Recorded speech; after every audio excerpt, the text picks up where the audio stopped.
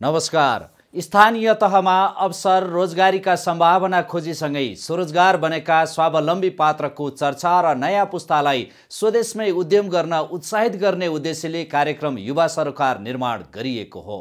योग्यताको प्रमाणपत्र काखी च्यापेर अवसर र रोजगारी खोजीमा भौतारिरहेका युवा पुस्तालाई स्वदेशमै कृषि लगायत अन्य क्षेत्रमा उद्यम गरी समृद्धिको सम्भावना देखाउँदै तमाम युवा पुस्तालाई उद्यम मार्फत स्वरोजगार हुन उत्प्रेरित गर्ने उद्देश्यको एक मात्र टेलिभिजन कार्यक्रम हो युवा सरोकार। कार्यक्रम युवा सरोकार युवा तथा खेलकुद मन्त्रालयका लागि सोलुसन मिडिया काठमाडौँले उत्पादन गरेको हो। यो कार्यक्रम हरेक शनिबार बिहान 8:25 बजे नेपाल टेलिभिजनमा प्रसारण भइरहेको छ। यसको पुनः प्रसारण मङ्गलबार बिहान 11:30 बजे हेर्न सक्नुहुनेछ। आजको श्रृङ्खलामा तपाईलाई स्वागत छ। मह घरेलु औषधि पनि हो। हाम्रो स्वास्थ्यलाई तन्दुरुस्त राख्न महले अनेक रोगमा औषधिको काम गर्छ। पछिल्लो समय नेपालमा मौरी पालन फस्टाइरहेको छ। थोरै जग्गा भए पुग्ने, थोरै जनशक्ति भए पुग्ने, तर बजारमा महको माग दिनहुँ बढ्दो। माग अनुसार उत्पादन हुनै सकेको छैन। त्यसैले मह पनि हामी आयात गरिरहेका छौँ। मौरी पालन गर्नुहोस्, स्वरोजगार बन्नुहोस्, यसमा राम्रो अवसर छ। हेरौँ यो रिपोर्ट।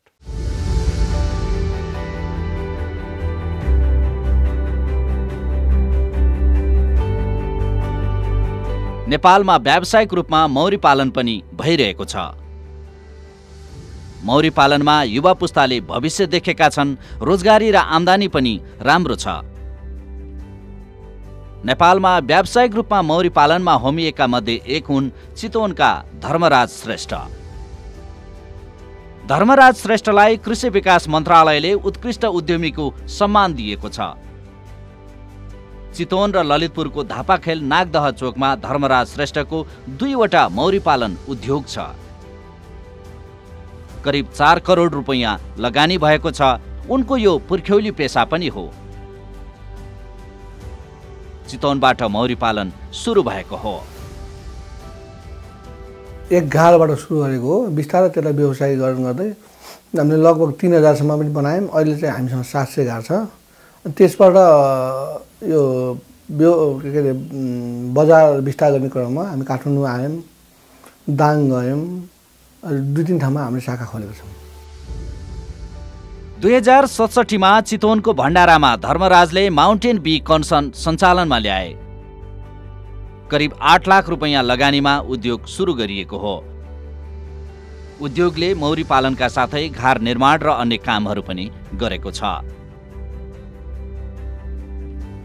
लगातार यसैमा होमिएका धर्मराजको परिवार नै मौरी पालनमा जोडिएको छ। धर्मराजका बुबा पनि मौरी पालनमै होमिएका थिए। धर्मराजको परिवार दाङ, चितवन र काठमाडौँमा मौरी पालनमा व्यस्त छन्। मौरी पालनका अनेक चुनौती छन्, तर गरेकै सम्भव हुँदैन र। उदाहरण हुन् धर्मराज श्रेष्ठ। एक घार मौरीले 50 किलोसम्म मह दिन्छ। थोरै लगानीमा सुरु गर्न सकिने भए पनि यो व्यवसायमा अझै आधुनिक प्रविधि भित्रन सकेको छैन। यद्यपि तपाईँ मौरी पालनमा होमिन चाहनुहुन्छ भने यस्तो छ धर्मराज श्रेष्ठको सुझाव। यसमा घाटा त छैन नै। विदेशमा पनि गाह्रो छ। 50 डिग्रीमा काम गर्नुपर्छ भन्छन् होइन। सर म त पुगेको छैन त्यहाँ त। तर के छ भने विदेशमा 30-40 हजार कमाउनुभन्दा यहाँ राम्रोसँग सहयोग पाल्यो भने वर्षको 20 लाखसम्म राम्रो सजिलैसँग उत्पादन गर्न सक्छ। आफूले राम्रो मेहनत गर्यो भने 1 लाखभन्दा माथि नै हुन्छ सर। हामीले गरिरहेको छौँ। हामीले अब सबै हामी त व्यवस्था गरेर 25 जना तलब खुवाला गर्दा पनि 2 पैसा बचेकै हुन्छ सर। नेपालमा महको बजार बढ्दो छ। चितवन, काठमाडौँ हुँदै पछिल्लो समय त विदेशमा समेत मह निर्यात हुन थालेको छ। धेरै जस्तो त नेपालभित्र, आन्तरिक नेपालभित्रै जान्छ र अलिअलि जापान अनि UAE-तिर पनि अलिक धेरै थोरै जान्छ। हाम्रो मह उत्पादन लगभग 28 देखि 30 टन आफ्नो उत्पादन हुन्छ। त्यो बाहेक हामीले 1 लाख किलो जति बाहिरबाट किन्छौँ। 20 टन जति बाहिर जान्छ र अरू सबै नेपालभित्रै खपत हुने गर्छ। सरकारले 2050 सालमा किसानलाई मौरी पालनको कार्यक्रम ल्यायो। यो कार्यक्रममा धर्मराजका बुबा सहभागी भए। कार्यक्रम अन्तर्गत सरकारले उन्नत जातको मौरी पाल्ने र घार बनाउने तालिम दियो। तालिममा सहभागीलाई 50% अनुदानमा एउटा घार सहितको मौरी पनि दिइयो। त्यसपछि परिवारले व्यावसायिक रूपमा मौरी पालन सुरु गरेको हो र यहाँसम्म आइपुग्दा धर्मराज नेपालमा मौरी पालन उद्यमीका नेतृत्वकर्ता पनि भएका छन्। भन्छन् मह उत्पादन हुन सके 1 वर्षमै लगानी उठ्छ। मौरी 2 किसिमको पालिन्छ नेपालमा। एउटा चाहिँ एपिस मेलिफेरा जो त्यसलाई युरोपियन मौरी पनि भन्छ, त्यो त विदेशबाट इम्पोर्ट गरेको मौरी हो। अर्को लोकल जातको मौरी, 2 किसिमको पाल्छौँ। अब लोकल मौरी चाहिँ अलिकति हाम्रो बसमा भएन, त्यो पाल्न मिल्ने तर पूर्ण रूपले व्यावसायिक मौरी भएन। जस्तै लोकल कुखुरा र लोकल गाई र विकास गाई भनौँ न, त्यो हिसाबले उत्पादन कम र अनि आफ्नो नियन्त्रणमा पूर्ण नियन्त्रणमै छँदै छैन पनि होइन कि पूर्ण रूपले नियन्त्रणमा छैन। मेलिफेरा चाहिँ आफ्नो नियन्त्रणमा भएको र अलिक शान्त स्वभावको, उत्पादन बढी हुने, एक ठाउँबाट अर्को ठाउँमा लान सजिलो हुने र विभिन्न ठाउँमा घुमाएर हिँड्न सक्ने हुनाले मेलिफेराको हिसाब पाल्दा राम्रो हो यदि व्यावसायिक मौरी पालक बन्ने हो भने। अनि त्योलाई चाहिँ लगभग अब सबभन्दा पहिला 7 दिनको तालिम लिनु पर्यो। अगुवा किसिम मौरीको बारेमा छोटो जानकारी हुनु पर्यो र त्यो विभिन्न निकाय, सरकारी निकायले पनि वर्षेनी दिइरहेको छ। त्यो बाहेक हामी जस्तो फर्मले पनि हामीसँग आउँदाखेरि त अलिकति सशुल्क पैसा लिएर दिन्छौँ। हामीले लगभग 7,000 देखि 10,000सम्म लिन्छौँ एउटा प्याकेजको, त्यसरी दिइरहेको छौँ। अनि अब लगभग यो एक घार मौरीलाई 10,000 सरकारी रेट, 10,000को दरले 50 घार पाल्दाखेरि राम्रो उत्पादन हुँदाखेरि लगभग 2,000 किलो, 2,000 देखि अझ बढी पनि हुनसक्छ। औसतमा 40 भने चाहिँ 500को 20, 2,000 किलो हुन्छ। अनि वर्षेनी त्यो मौरी 1 घारबाट 2 घार, 3 घारको रेसियो पनि 150 घार पुग्छ नि। चितवन र ललितपुरमा सञ्चालनमा रहेको उद्योगले धेरैलाई रोजगारी पनि दिएको छ। धर्मराज भन्छन् अप्रत्यक्ष रूपमा रोजगारी पनि धेरैले पाएका छन्। कामदार चाहिँ प्रत्यक्ष 25 जना जति र अब अप्रत्यक्ष रूपले थुप्रै किसानहरू 500 देखि 1000 किसानहरू आबद्ध छन्। हामी उनीहरूको मह किन्छौँ, सामान सप्लाई गर्छौँ। अहिलेसम्म चाहिँ लगभग 1000 पुग्ला। कहिले बढ्छ कहिले घट्छ र गभर्मेन्टलाई नै हामीले सप्लाई गर्छौँ। त्यो हिसाबले गरिरहेको छ। महको माग बढ्दो छ, उत्पादन बढाउन जरुरी छ। थोरै लगानीमा पनि मौरी पालन गर्न सकिन्छ। त्यसैले विदेश जाने मोहमा हुनुहुन्छ भने बदल्नुहोस् योजना, देशमै गर्नुहोस् उद्यम। मौरी पालन एउटा भरपर्दो विकल्प हुन सक्छ। राम्रोसँग हेरविचार गर्ने, आफै खट्ने हो भने यो मौरी पाल्दाखेरि 1 वर्षमा लगानी उठाएर पनि 2-4 पैसा नाफा हुन सक्ने व्यवसाय भएको हुनाले गर्दा राम्रो छ। 50 घार पाल्दा लगभग 5 लाख अनि अरू इक्विपमेन्ट गरेर 1 लाख गरेर 6 लाख जतिको ले गर्दाखेरि 2,000 किलो। अब बजारमा खुद्रा मूल्य त 700 रुपियाँ लगभग मौरीको महको छ भने 2,000 भने 14 लाख मह हुने भयो। त्यसमा विभिन्न ढुवानी यताउति खर्च होला र होलसेलमा चाहिँ त्यसको 6 लाख जति हुन्छ। त्यो हुनाले 1 वर्षमा उत्पादन हुन्छ। त्यो बाहेक नाफा भनेको मौरी पनि के, मौरी 1 घारबाट 3 घार जति हुन्छ। मौरी पनि 2500-3000 बिक्री हुन्छ प्रति घार गोला। तपाईँ काठमाडौँमा हुनुहुन्छ भने ललितपुरको धापाखेल र चितवनको भण्डारामा रहेको धर्मराज श्रेष्ठको मौरी पालन उद्यममा पुगेर अनुभव लिन सक्नुहुनेछ। धर्मराजको परिवार नै यसैमा होमिएको छ। 12 वर्ष विदेश बसेर आएका साला समेत दिदी भिनाजुको उद्योगमै सरिक भएका छन्। यसैमा भविष्य देख्छन्। नेपालमा मह उत्पादनमा नयाँ प्रविधि भित्र्याउने अभियानमा छन् धर्मराज श्रेष्ठ। अझ परिष्कृत र उन्नत उद्यम बनाउन सकिए मौरी पालन कहिले घाटामा नजाने उद्योग।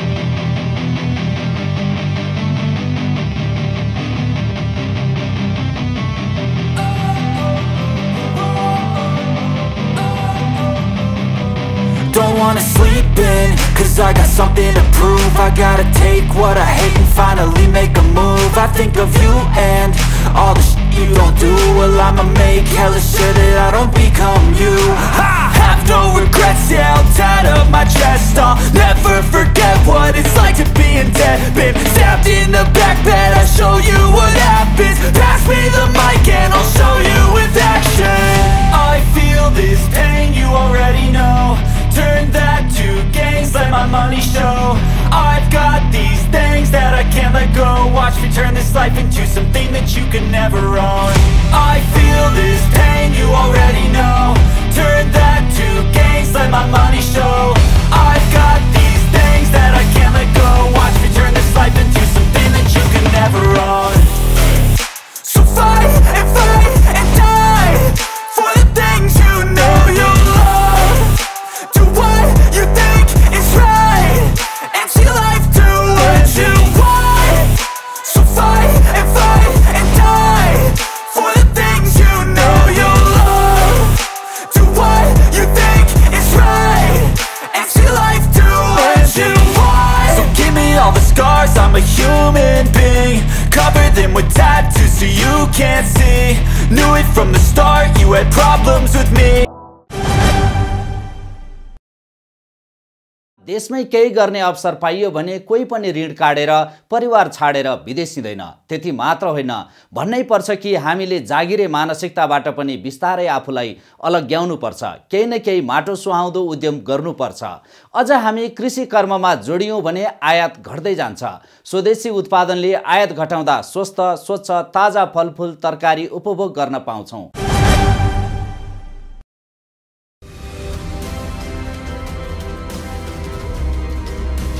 तपाईलाई थाहा छ, गाजरमा पाइने बीटा क्यारोटिनले स्तन क्यान्सर हुने सम्भावना 40 देखि 60% कम हुन्छ। यो बाहेक गाजरमा पाइने बीटा क्यारोटिनलाई शरीरले भिटामिन ए मा परिवर्तित गरी आँखा तेजिलो बनाउन तथा रोग प्रतिरक्षा क्षमता बढाउन मद्दत गर्छ। बीटा क्यारोटिन गाजरमा चहकिलो रङ भर्ने तत्त्व हो। नेपालमा पनि पछिल्लो समय गाजर खेती हुन थालेको छ। फलफुलमा गाजरको खेती र उपभोग बढ्दो छ। तपाईँ काठमाडौँबाट छोटो दूरीको बाटो हुँदै दक्षिणकालीबाट सिस्नेरी या फाखेल रुटमा हेटौँडा जानुभएको छ भने मकवानपुरको भीमफेदी बजार पुग्नु अघि आउँछ जुरीखेत। जुरीखेतको परिचय हो गाजर गाउँ, जहाँ सधैँभरि गाजर फल्छ। र उनी हुन् जुरीखेतका सिंहबहादुर राणा। कुनै समय गाउँमा रोजगारीको कुनै विकल्प नहुँदा सिंहबहादुर राणा पनि विदेश गए। 2068 सालमा अन्य साथीहरूसँगै खाडी मुलुक मलेसिया हानिए। पहिला खेती किसानी गर्थेँ, बिचमा एकचोटि बाहिर गयो। कति साल? मलेसिया म 68-59 मा चाहिँ मलेसिया गएँ। कति वर्ष बस्नुभयो त? 6 वर्ष मलेसिया बसेँ। 6 वर्ष बस्नुभयो। हजुर। रोजगारीका लागि मलेसिया जानु अघि सामान्य खेती किसानी गरेर गुजारा चलाउँदै थिए सिंहबहादुर। गाउँका प्राय युवा वैदेशिक रोजगारीका लागि विदेशिएको देखेर उनलाई पनि विदेश गएर धेरै धन कमाउने सपना पलायो। मानौ विदेशमा पैसाको बोट थियो, बस टिप्ने खेताला अभाव थियो। त्यही सपनाले डोर्याएर सिंहबहादुरलाई जुरीखेतबाट मलेसिया पुर्यायो। तर देश त सोचे जस्तो हुँदैन, विदेश कसरी हुन्छ? अनेक हन्डर र ठक्कर खाँदै सिंहबहादुरले 6 वर्षको युवा जोश, जाँगर र पसिना मुगलानमा बगाए। दैनिक 12 घण्टा खटिएर काम गर्दा पनि सरदर मासिक 15,000 नेपाली रुपैयाँ कमाइ हुन्थ्यो। घर परिवार छाडेर पराया भूमिमा अहोरात्र पसिना बगाउँदा पनि मासिक 15,000 रुपैयाँ कमाइले विदेशीदाको ऋण पनि तिर्न धौधौ भयो। पैसा कसरी कमाउने, सपना कसरी पूरा गर्ने? सिंहबहादुर स्वदेश फर्किएर केही गर्ने योजना बनाउन थाले। त्यही हुटुटीले छटपटाउन थाले र 6 वर्षे मलेसिया बसाई अन्त्य गर्दै सिंहबहादुर स्वदेश फर्किए, त्यही जुरीखेत फर्किए। मलेसियामा रहँदा देखे जानेका ज्ञान र सिप प्रयोग गरेर मकवानपुरको जुरीखेतमा सुरु गरे गाजरको जुस पसल। हाम्रो आफ्नो लोकमा चाहिँ गाजर राम्रोसित उत्पादन हुने होइन, त्यसलाई बजार भावै नपाउने कि 5 रुपियाँ 7 रुपियाँ किलोमा चाहिँ हेटेर हामीले पठाउनु पर्थ्यो कि त्यो बेलामा। अनि अब यसलाई नै गरौँ भनेर मैले अब मलेसियामा चाहिँ यसो बाहिर हिँड्दाखेरि देखिन्थेँ कि तपाईँको बाटोमा चाहिँ यस्तो फ्रेस जुस त होइन, अरू त्यो जुसहरू राखेर बसेको। अनि मैले यसो सोचेँ, त्यो बेलामा धेरै नै गाडी यहाँ चल्नु थालिसकेको थियो। अब एकचोटि चाहिँ यसलाई यो गाजरको जुस बनाएर हेरौँ भनेर मैले ट्राई गरेँ। त्यस पछाडि मैले सुरु गरेँ। मकवानपुरको हेटौँडाबाट काठमाडौँ जाँदा कुलेखानी नपुग्दै जुरीखेत आउँछ, अनि काठमाडौँबाट आउँदा चाहिँ भीमफेदी नपुग्दै। यही छ सिंहबहादुर राणाको गाजरको जुस पसल। थोरै लगानी र आफ्नै परिवारका सदस्यको संलग्नतामा 2 वर्ष अघि सुरु भएको जुस पसलमा दैनिक 25,000 रुपैयाँको व्यापार हुने गर्छ।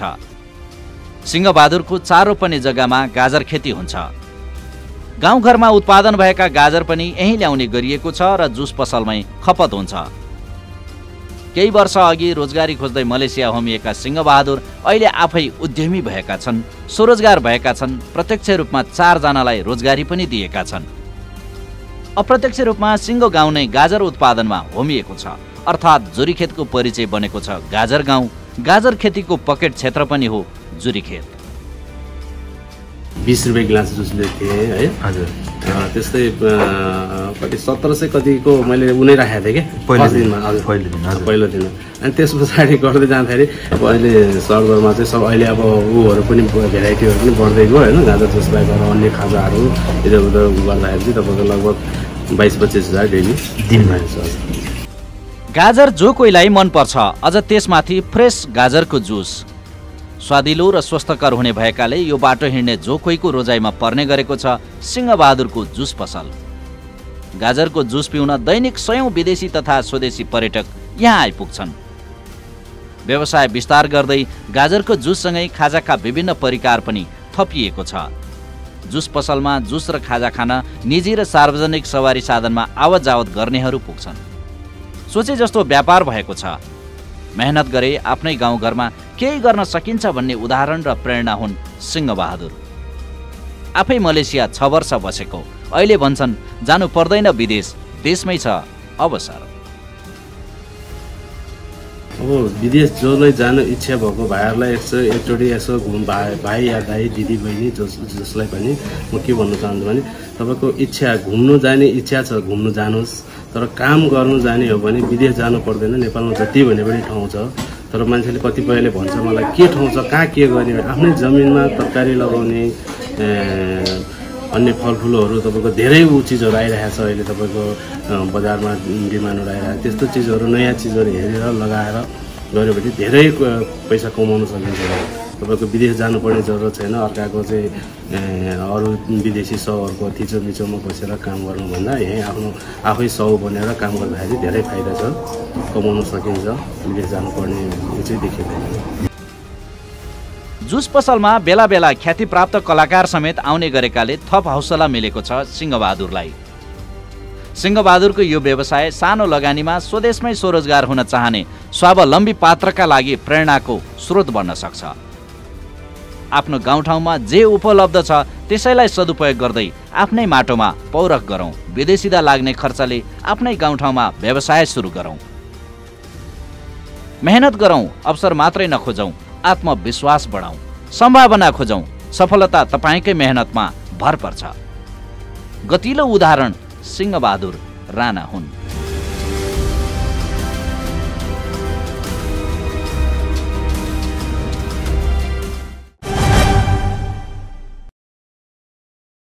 यो देखिएको फलको नाम नेपालीमा भुइँका फल हो, तर हामी अचेल अङ्ग्रेजी भाषाका पछि लागेका छौँ र भन्छौँ स्ट्रबेरी। र नेपालमा पनि स्ट्रबेरीमा भविष्य खोजेका छन् केही पौरखी युवाले। आजको श्रृङ्खलामा चाहिँ तपाईँलाई देखाउने छौँ ललितपुरको धापाखेलमा भइरहेको स्ट्रबेरी खेती। धापाखेलमा 26 रोपनी जग्गामा स्ट्रबेरी खेती गरेका छन् अर्जुन पोखरेलले। स्ट्रबेरीकै विषयमा अध्ययन गरेका प्राविधिकको टोली क्रियाशील छ यहाँ। पहिलो वर्ष नै स्ट्रबेरीले राम्रो आम्दानी दिइरहेको छ।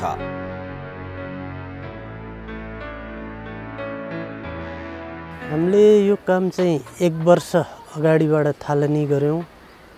1 वर्ष अगाडिबाट चाहिँ हामी लगभग 3 महिना हामी यो इन्फ्रास्ट्रक्चर यहाँ कामदार बस्ने घरदेखि अनि हजुरको खोरहरू अनि यो बाउन्ड्रीहरू गर्ने काम गऱ्यौँ।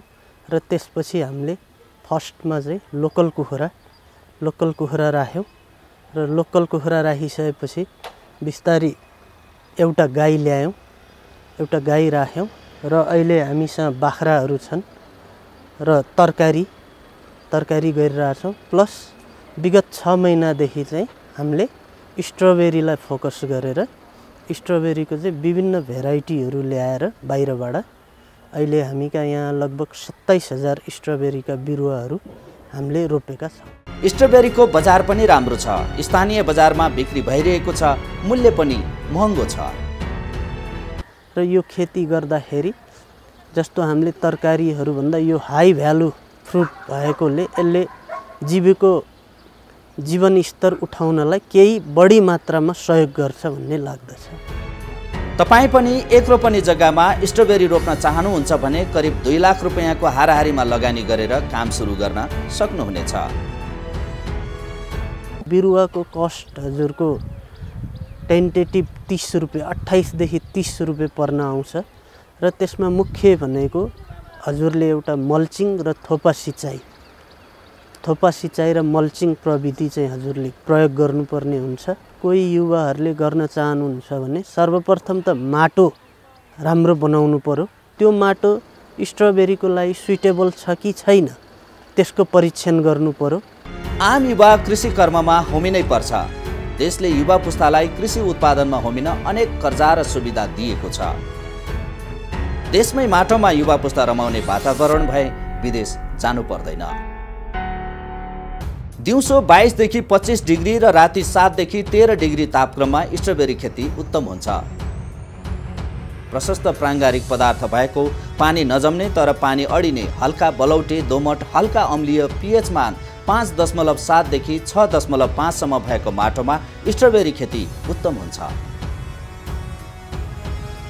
नेपालमा Premier, North West, Redcoat, Royal Sovereign, Albritton, न्युहो, ओफ्रा, क्यामाब्रोसा, ब्ल्याकमोर, ओनो प्रजातिका भुइँका फल अर्थात् स्ट्रबेरी खेती भइरहेको छ। स्ट्रबेरीको बिरुवा तयार पार्दा फल फलिसकेका रनर्स प्रयोग गरिन्छ। एउटा स्वस्थ बिरुवाबाट 12 देखि 18 वटासम्म रनर्स तयार गर्न सकिन्छ। माउबोटबाट निस्केका लहरा भुइँको सम्पर्कमा आउँदा गाँठोबाट जरा निस्कन्छन् र नयाँ रनर्स विकास हुन्छ। माघ फागुनमा लगाइएको बिरुवा जेठ असारमा रनर्सको रूपमा विकसित हुन्छ र तिनीहरूलाई नर्सरी ब्याडमा सारेर हुर्काएपछि असोजदेखि सार्न प्रयोग हुन्छ।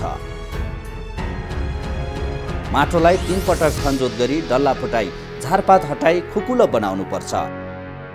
1 रोपनी जग्गामा 2.5 मेट्रिक टन गोबर वा कम्पोस्ट मल, 8 केजी युरिया, 6 केजी डिएपी र 7 केजी म्युरेट अफ पोटास मल प्रयोग गर्नुपर्छ।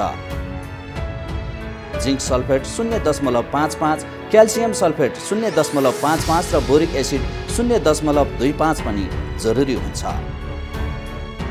स्ट्रबेरी रोपेपछि फूल फुलेको करिब 30 देखि 45 दिनभित्र फल विकास हुन्छ। त्यसको 15 देखि 20 दिनपछि फल टिप्न सकिन्छ। तपाईँ पनि स्ट्रबेरी खेतीबारे जानकारी लिन चाहनुहुन्छ भने एकपटक ललितपुरको धापाखेल पुगेर अनुभव लिन सक्नुहुनेछ।